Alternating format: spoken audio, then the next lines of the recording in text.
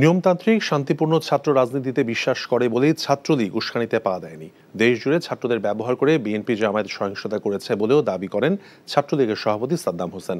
সন্ধ্যায় রাজধানীর শাহবাগে শোকের মাস উপলক্ষে মোমবাতি প্রজ্বলন কর্মসূচিতে তিনি এসব কথা বলেন।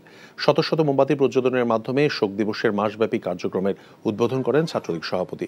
সাদ্দাম বলেন, ছাত্রদল শিবির শিক্ষার্থীদের ব্যবহার করে আন্দোলনের নামে সহিংসতা করেছে। এতে চরম ধৈর্যের পরিচয় দিয়েছে ছাত্রলীগ। হলগুলোতে ছাত্রলীগের ছাত্রীদের শিবিরের ছাত্রীরা লাঞ্ছনা করেছে বলে অভিযোগ করেন তিনি। বলেন, হল থেকে বিতরণের পরদিনও টিএসসিতে ছাত্রলীগের সমাবেশ প্রমাণ করে ছাত্রলীগ অবশ্যই শান্তিপূর্ণ কার্যক্রম চালিয়ে যাচ্ছে। কার উস্কানিতে ছাত্রলীগ পা দেয়নি বলেও মন্তব্য করেন সাদ্দাম হোসেন।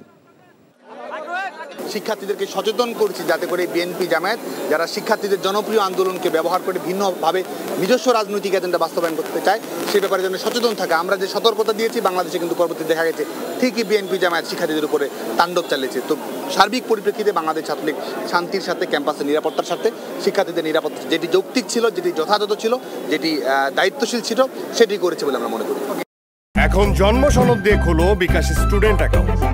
নিজের বিকাশ নিজে কর।